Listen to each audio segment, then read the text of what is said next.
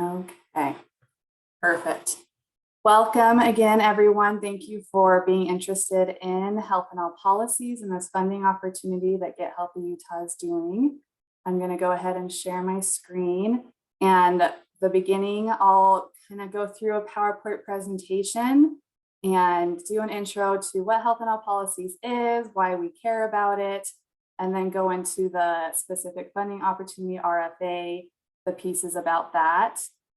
Shouldn't take more than 20 to 25 minutes, and then we will have plenty of time for questions, comments about the funding opportunity and anything else you would like to discuss around it. So let me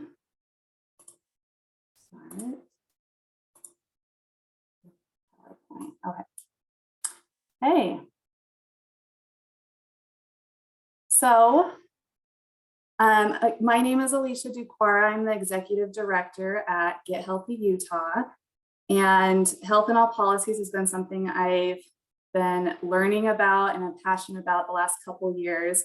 I kind of got turned on to health and all policies. So I really wanted to take this opportunity to share a little bit about health and all policies and this pilot of trying it out in Utah. Many people have done it across the country, states, cities, counties. So there's a lot of resources and examples of what others have done. For those that have not worked with Get Healthy Utah or are not familiar with Get Healthy Utah, we are a nonprofit statewide in Utah. And our mission is to create a culture of health through engaging multi-sector stakeholders, building partnerships, providing resources, and connecting efforts that support healthy eating and active living. So those are the areas that we focus on in our work. So one question we always ask ourselves is, how do you build a healthy community? Or why do we care about building a healthy community? Why does it matter? And so at Get Healthy Utah, we've really tried to figure out and work with partners in this area. A lot of you might already be doing a lot of things in your communities and cities to increase the health and wellness and quality of life of your community members. And that is great. We have done a lot of great things in Utah. And I think it's recognizing all the different levels and areas we work at. A lot of us might work more on the individual program levels, do certain events, certain programs for our communities and residents, and that is awesome. We need to keep doing that. And then I think there's a lot of opportunity to work at the higher level. At Get Healthy Utah, we want to kind of push into what are some of those system level changes we can work on, policy level changes that will make even more of an impact across Utah and to improve health. So one thing that we've done at Get Healthy Utah is Healthy Utah Community Designation Program. Some of you might be familiar with this. It started back in 2020 with my predecessor, Sarah Hodson, before me. And it is a partnership with the Utah League of Cities and Towns to recognize the efforts that cities and towns are doing around healthy communities and healthy strategies. And so it's a 3-year designation. Cities and towns can apply twice a year in the spring and the fall. And then we recognize those that applied and have been designated at the league's conferences in the city in the fall and the spring.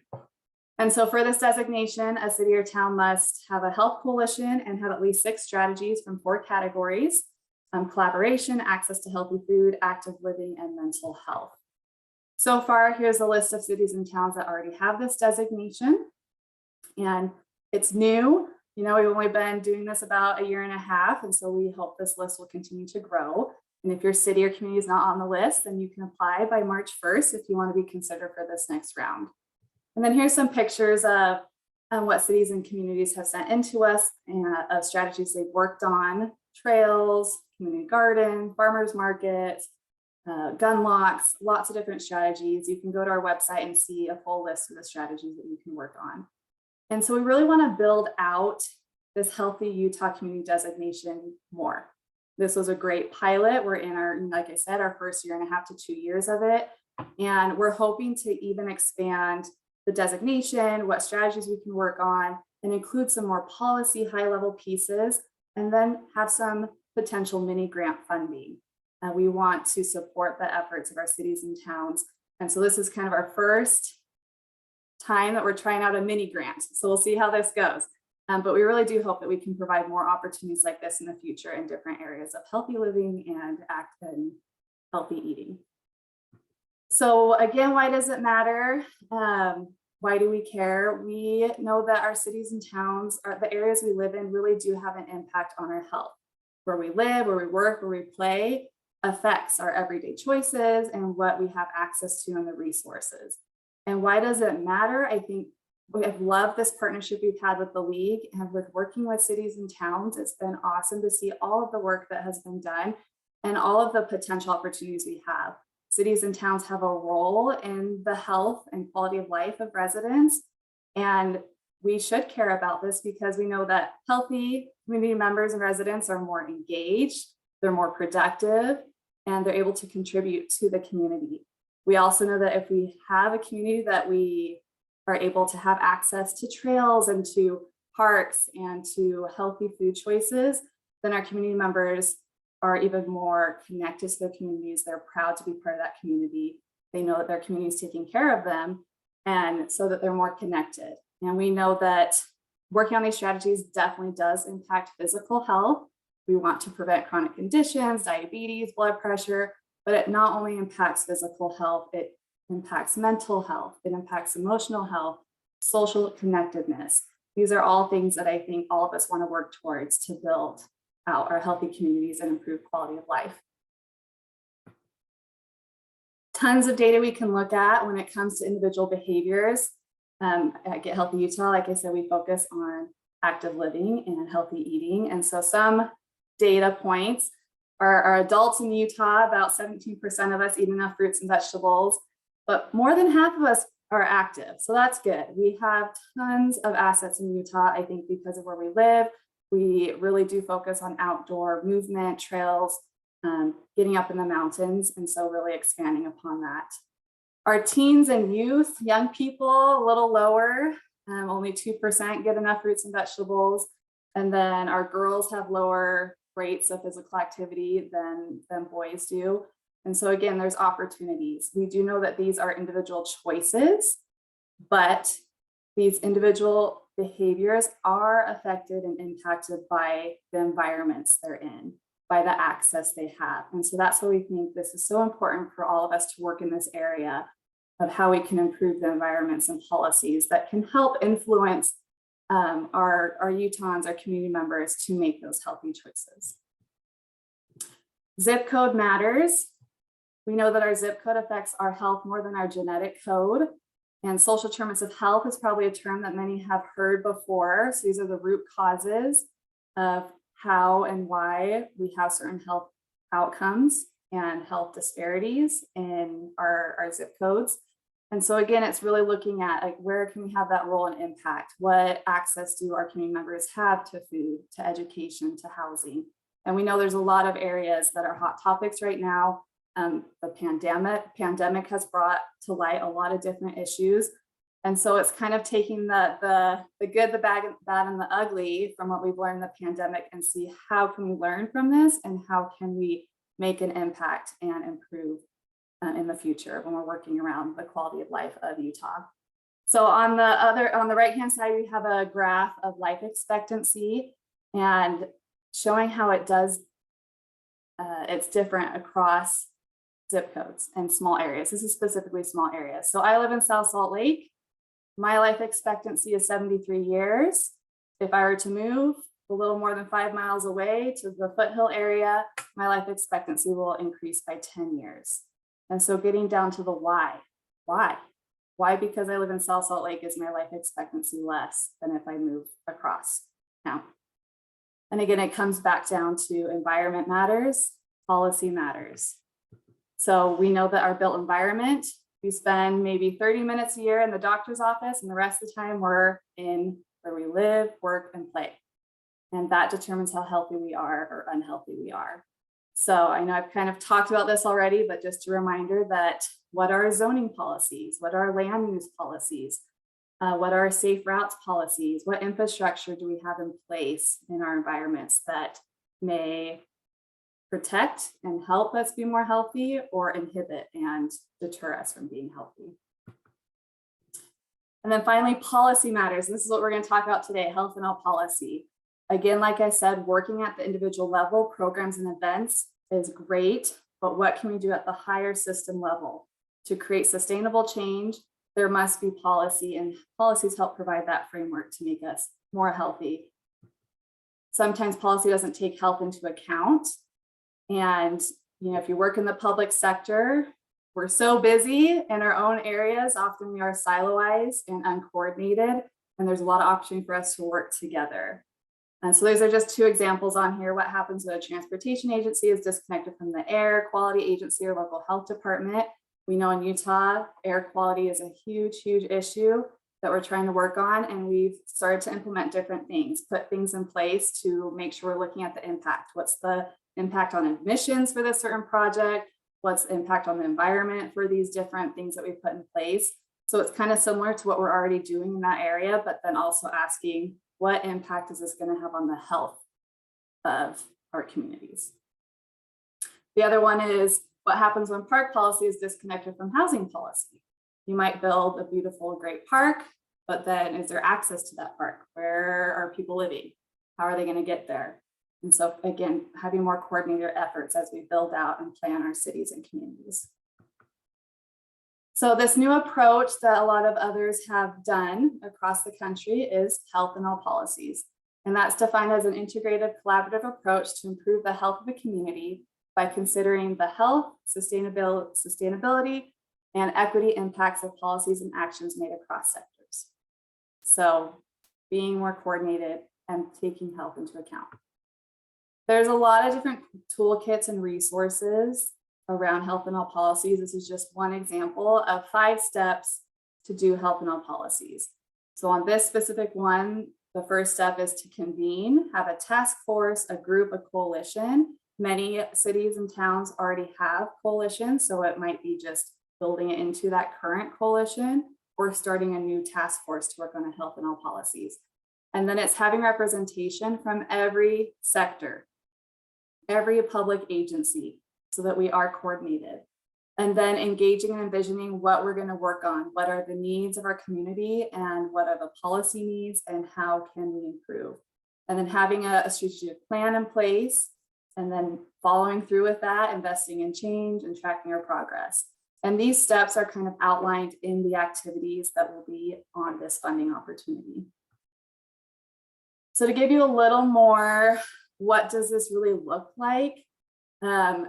Institutionalizing health and health policies for it to be done in a sustainable way is to really formalize it into an actual policy, a policy for health and health policies. This can be done at various levels. You can implement it at a state level, a county, a city level. And right now for this RFA, it will be more at that local level. And then there's 3 options that people usually work on. The most comprehensive is making an ordinance, part of law that you're going to work on health and health policy. The second one is making a resolution so that you're committed and you're going to work on this and it's part of a plan for the city or county. And the third one is to include language in a general plan. And I think that is a great start, a great warm up is to start looking at our general plans, our transportation plans, and are we including health in those plans and the impact on health for these different things. For this specific RFA, we want either an ordinance or a resolution. So a general plan will not count for this funding opportunity, but that is, again, if you're not ready to go to resolution or ordinance, maybe starting with that general plan piece. And then if we do an opportunity like this again, you'll be ready to move to that next level. So here is what would be included. This is a model example of what would be in an ordinance or resolution.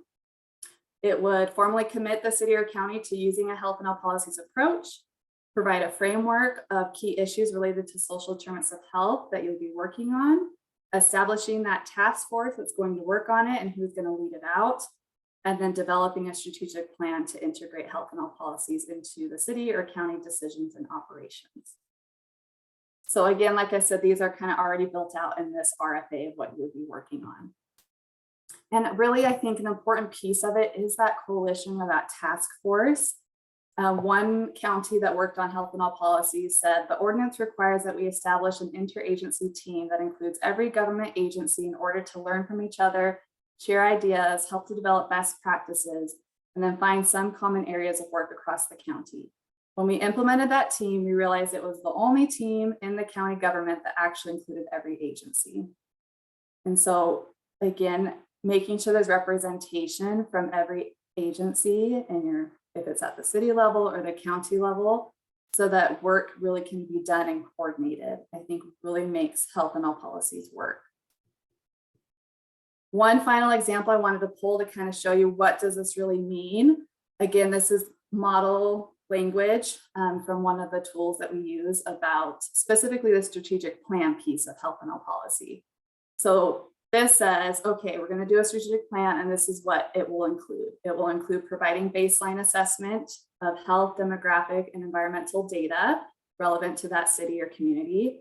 And if you do not already work with your local health departments, most of them already do this. They have baseline health assessments that they do, or our healthcare systems, Intermountain, they also do a community health needs assessment every few years. And so a lot of this, you don't have to start from scratch. It already exists, and it's just getting the right partners at the table that have access to this data. And then really identifying the needs of your city or community and developing some targets and indicators that you want to work towards. And then having tools that you will use to identify health impacts. And this isn't something that I think has really been done, is this tool piece, which I'll get into some examples of that in the next slide. And then identifying barriers, opportunities to kind of work together, and then recommend changes to laws, regulations, policies, or procedures. And then also training needs to work on health and all policies. So again, these are some examples. So continuing on, this is kind of general strategies that you can work on and tools. So on the left-hand side, the main goal of health and all policies is just to incorporate health considerations into decision-making processes. So what tools can we use to make sure that we're including health? Thinking about the impact on health and the quality of life of our communities. Identifying policies and actions that when taken together can improve health. And so part of this will have tools and resources of policies that you can do, like I mentioned, land use policies, zoning policies, different things that other cities and states have used to improve community health. Another thing that some cities and counties have done is establish a community advisory council. And a huge piece of this is making sure that you understand the needs of your community members and that they have a voice in the process, a voice in what matters to them and what is needed in their cities and communities.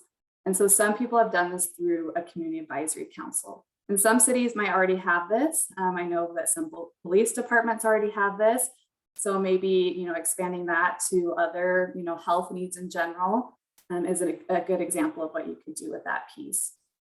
And then overall, having guidance for what each agency will work on and what they will use to decide what strategies to implement.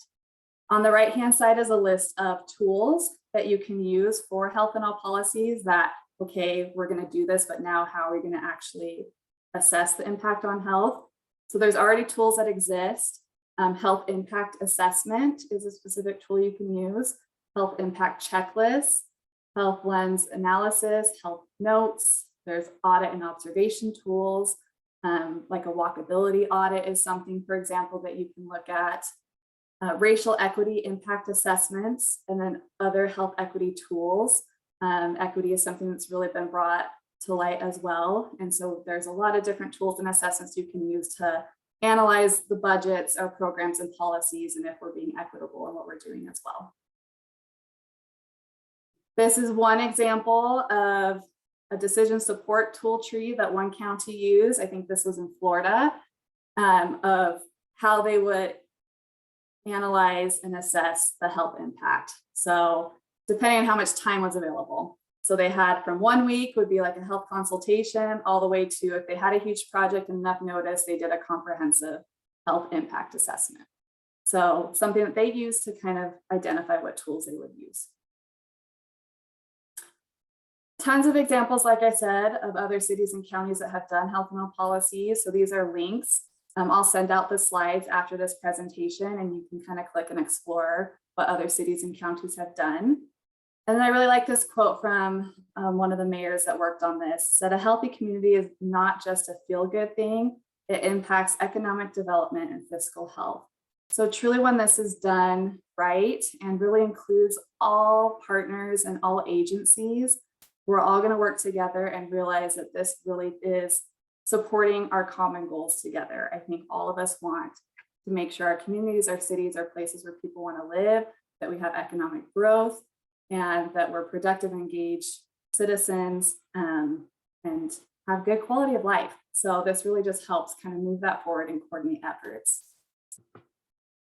So I'm in the last few slides are kind of going into the details of the RFA, and then we'll open it up for questions. So for this specific funding opportunity, it will be a 12-month project, and it will follow the steps as I mentioned in previous slides. So you will create a health and health policy task force or add it to an existing coalition or group.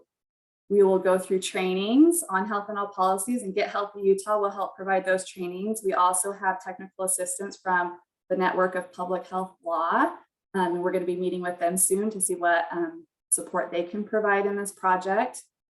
So lots of trainings to kind of get on the same page of what we're talking about, and then deciding how we're going to institutionalize it. You can decide, okay, are we going to go for an ordinance or a resolution? What makes more sense? What are the pros and cons? And we'll kind of help you work through that decision.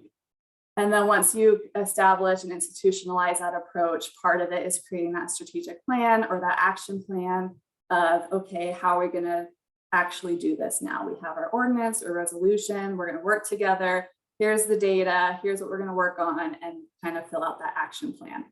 Part of this 12-month project is not doing the action plan. It will just take about a year just to mobilize partners, get everyone together, talk about trainings, resources, deciding what direction you want to go and creating that plan. So that's all that will be required in this 12-month period. And then we're hoping in the next year, you'll actually start working on your strategic plan, action plan, and that we'll have resources and support in place to actually do it. So we'll award up to 3 cities or local areas, up to $8,000 in technical assistance. Any town, city, county, region can apply in Utah.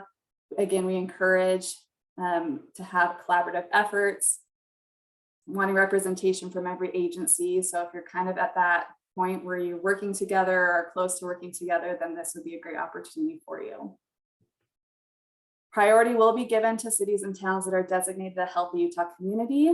That designation program I explained at the beginning of the presentation, again, to kind of build up that designation. That doesn't mean you have to be. We'll definitely consider everyone that's applying.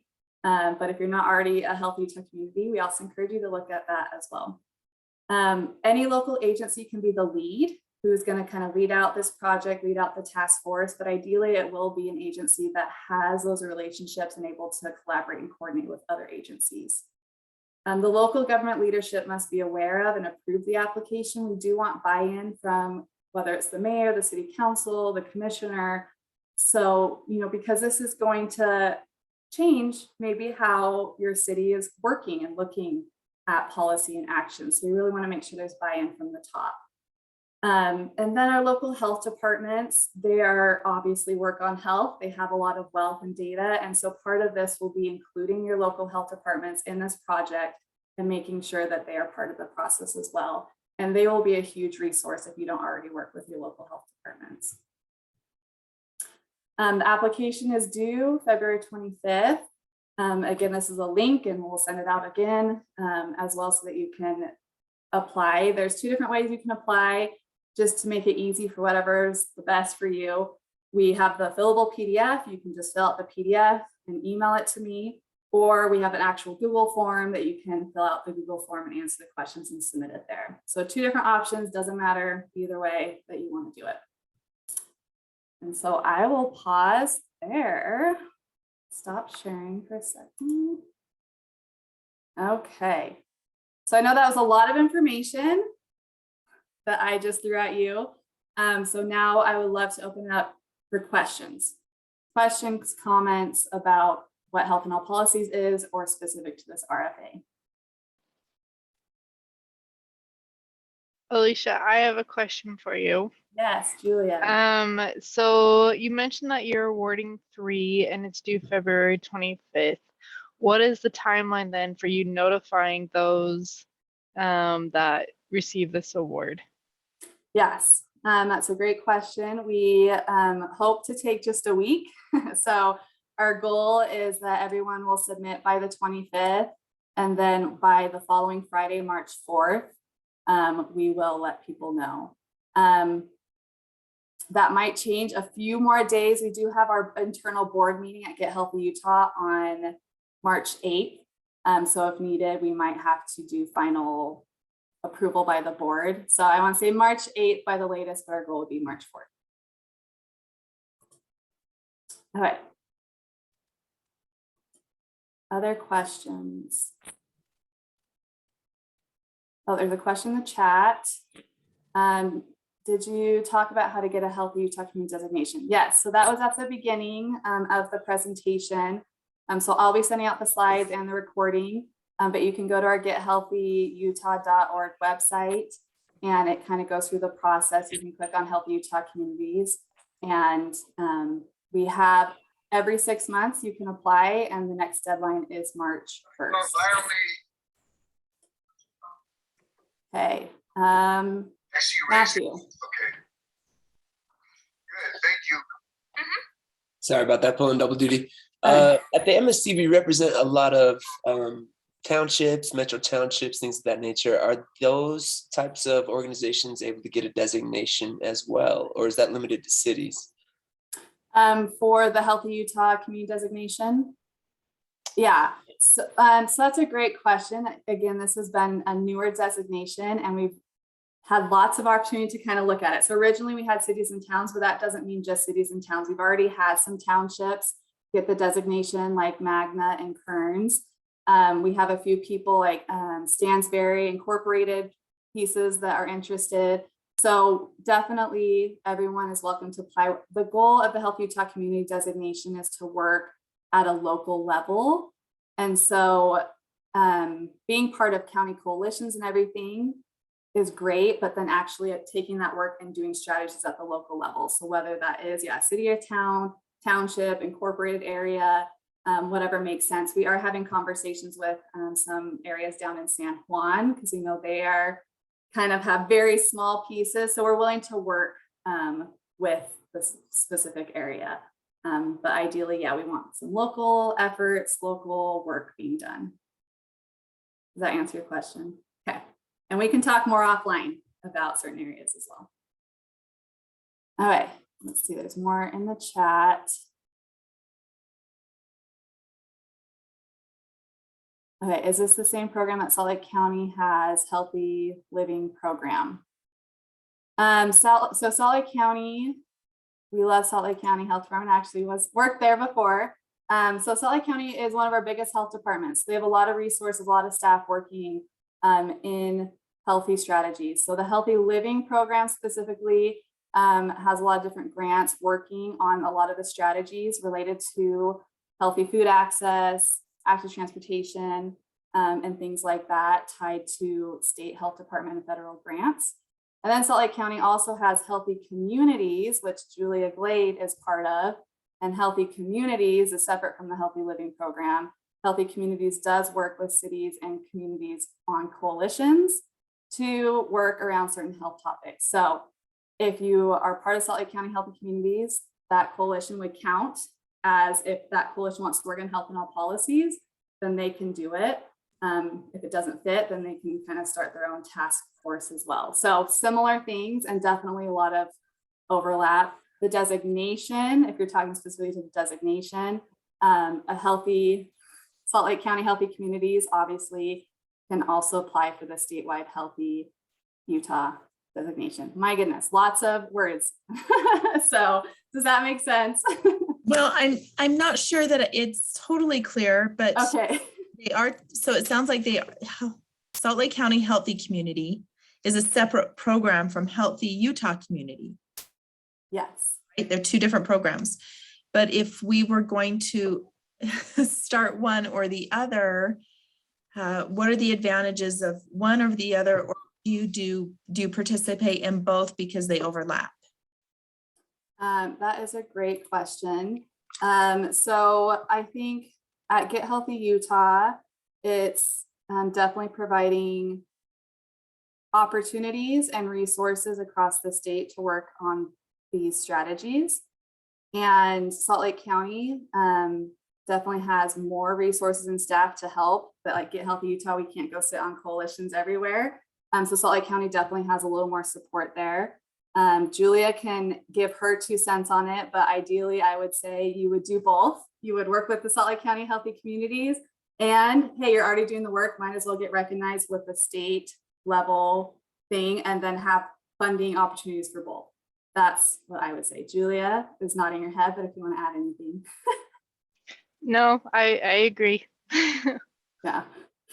And again, this has been kind of a pilot, a new thing. So we're hoping to build out the Healthy Utah Community designation a little more. So it has a little more to it, maybe, like I said, more funding opportunities and things as well. And we want to coordinate with our local health department. So the next time we kind of look, it's a 3-year designation. We're planning on revamping it, kind of engaging more with our local health departments that work in these areas and kind of seeing how we can coordinate even more. Let's see. Okay, more questions. So Travis put information there. Are we limited to what programs or initiative this money can go towards if we are awarded this grant?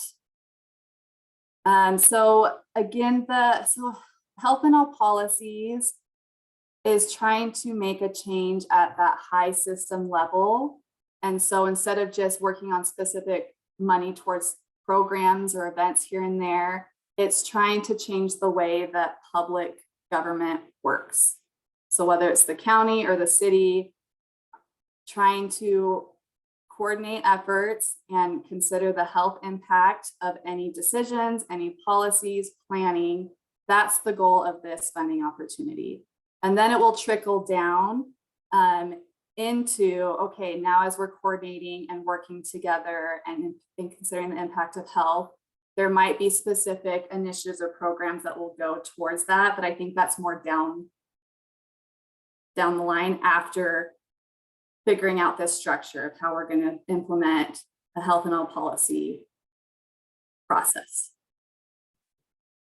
And so it's a little different than just working at that program initiative level. It's changing how we work and how we make decisions and incorporate health into our policies and planning.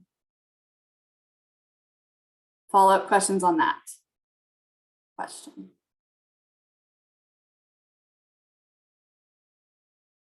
Okay.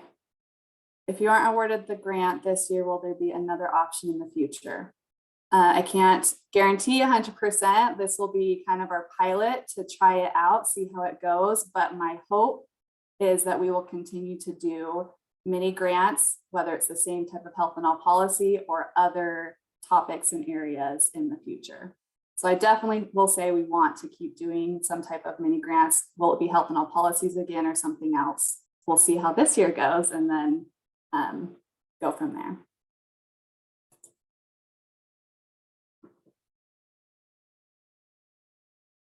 Other questions or comments?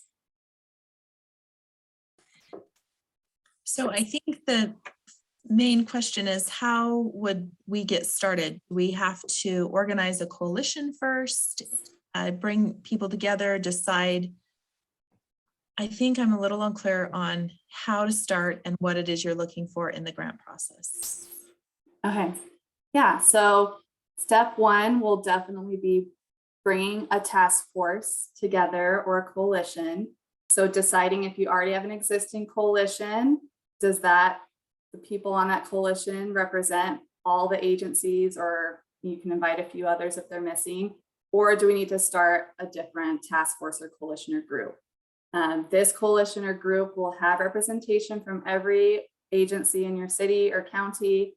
You know, you'll have transportation there, you'll have parks and rec there, you'll have economic development there, you'll have health there, you'll have transit, you know, everyone that works across the city or county will be represented on this group.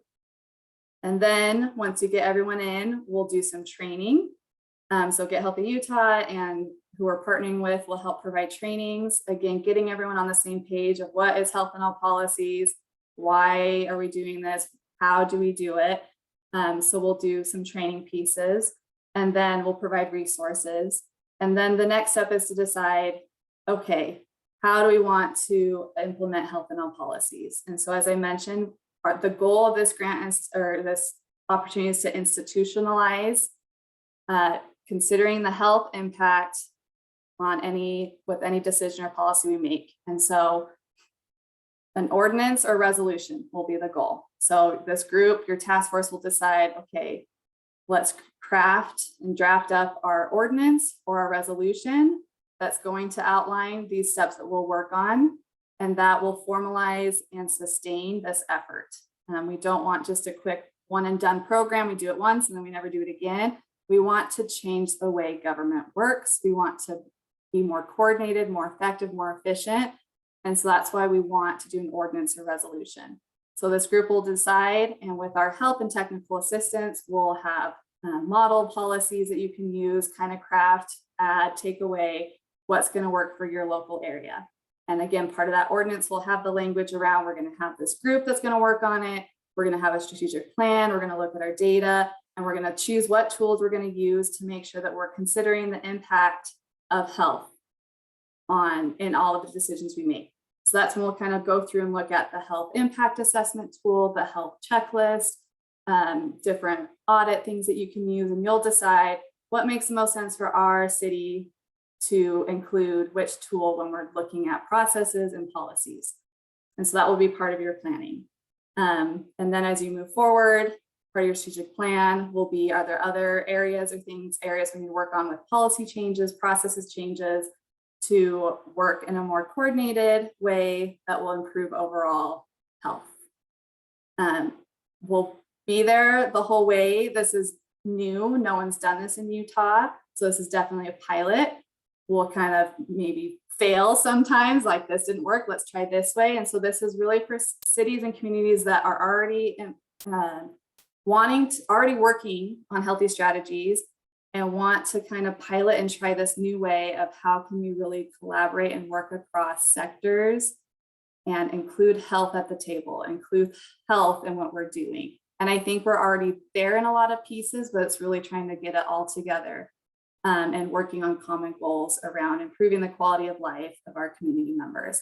And then there might be certain topic areas that are pulled out through the assessments and data of, hey, our community really needs to work on mental health and some of those things. And that's more down the road. It can be a part of the strategic plan, but this is just to institutionalize how we're working together and how we're going to always include health when we're looking at decisions. So the tangible deliverables from this 1 year will be an ordinance or resolution, your coalition or task force and who's on it, and your action plan that you work on together as a group of the tools you're going to use and how you're going to coordinate efforts.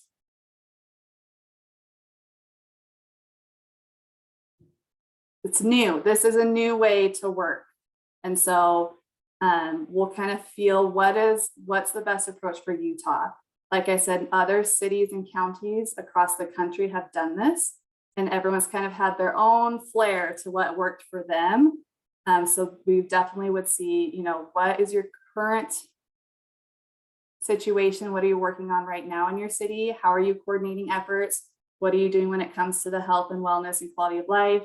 And then how can we build off of that? Clear as mud.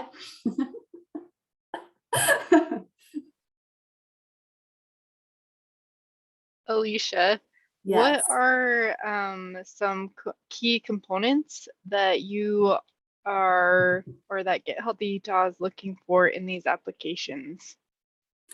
Yeah, that's a great question, Julia. We try to keep the application really short, only a few questions on there. And I think the application is more just to make sure that you guys are set up for success. We don't want to start, if your city or county is not ready to work on health and health policies, doesn't already have some coordination and collaboration in place, then it's probably not good timing. And so the questions that we ask is to really kind of get a good gauge on what is your city or county or area already doing around improving health in your communities? What history do you have? What have you, relationships have you already established? And it really is going to come down to the relationships and the collaboration we have between our agencies. And so I think the ones that will be set up for success are the ones that have already shown that they've tried to work on certain projects, programs, whatever it may be, across agencies. So if the health department's already working with transportation on things, or Parks and Rec is already working with the housing agency on this and that, I think that will kind of show that, oh yeah, I think you guys are on a good path and are ready to kind of institutionalize health in all policies. So those are the questions we ask, kind of what's your history? What's your relationship? What does collaboration look like? And really seeing if, you know, you are ready and I think set up for success to try this health in all policy thing. So yeah, that was a great question, Julia.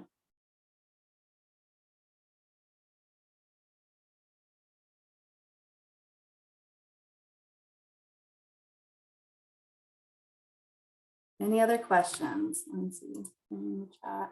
No.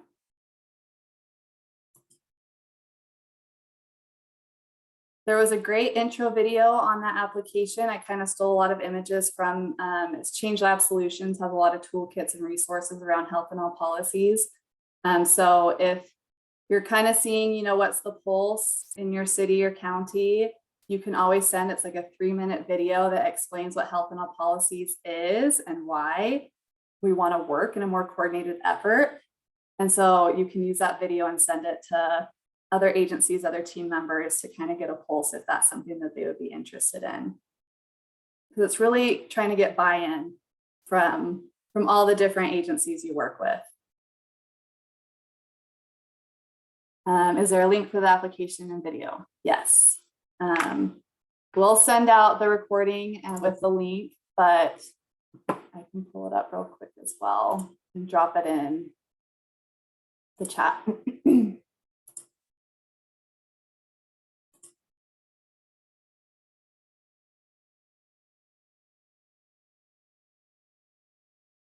Any other questions or comments?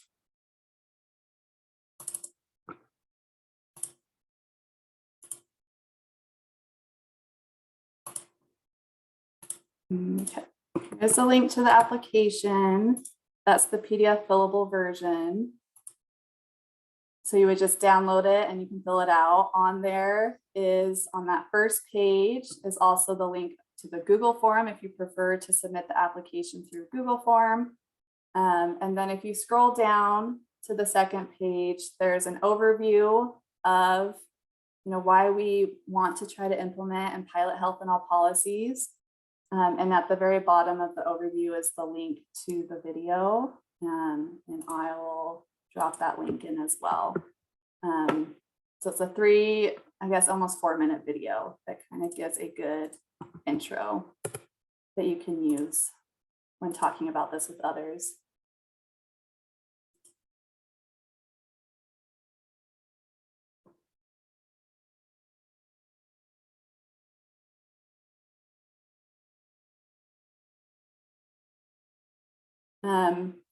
Okay, any other questions? Okay. Again, I'll just kind of read from the application. Again, to achieve health in all policy, local government must adopt a new approach to decision making. So it's really just trying to figure out this new approach. And it requires various agencies and departments whose policies and actions affect health to recognize shared goals, collaborate, and coordinate their efforts. And then one of the key objectives is to create lasting change in government structures and processes. Over time, health in all policies work leads to institutionalizing a health and all policy approach throughout the whole of government. And this involves permanent change in how government decisions are made and how agencies relate to each other, and will create structures for collaboration between government entities and mechanisms to ensure a health lens is applied in decision-making processes.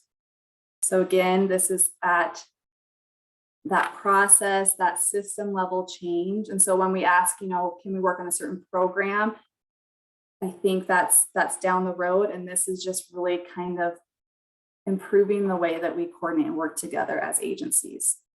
So this sets us up for more success when we then want to work on specific programs and initiatives. Now we have all the agencies as a backbone to use and support us, and not just putting it all on health to figure it out, or if it's a park, not putting it all on parks and rec, but really, okay, transportation is going to figure out how we have access to the park. Housing is going to make sure our residents live near the park. Our groceries or whatever, our zoning is going to make sure that we are zoning stuff in the city so that these housing apartments have access to fresh produce. So this is kind of what we're talking about, is setting up the framework so that when these decisions are made, we're now thinking through every single agency and how we're all coordinated and all impacting each other's work. And if we can do it together, we're going to have more success in building out healthy communities. So I hope that you've learned something new. I know this is a concept that we haven't really worked on in Utah. So I'm excited to, get people interested in trying this out, to work through it. There'll probably be some growing pains, which is okay. And just having this opportunity to kind of see how we can improve, how we work together, how we can be more efficient and really make a change. I love the programs and events we do, and they really do make an impact on those that are involved. But I think when we work at the system and policy level changes, we're going to have even more of an impact on the health of our communities and be able to really, really improve access and the environments that surround us every day so that we all have the best chance to make healthy decisions and the best chance to avoid chronic conditions and the best chance to just have overall quality of life. And I think we're all in this together. And so, Utah, we are very, want the best for Utahns. And so I think if we can really band together and figure out this new strategy, a new way to do it, it's really going to have a positive impact. So I'm grateful for all of you for being on this call, for showing interest. Thank you for showing up. Please, if you have more questions, happy to email, do a phone call, talk through it with you as well. Please reach out and we're happy to answer questions. So I'll leave it there. You get 10 more minutes back to your day. And I hope that we get lots of applications. Thank you so much and have a great rest of your day.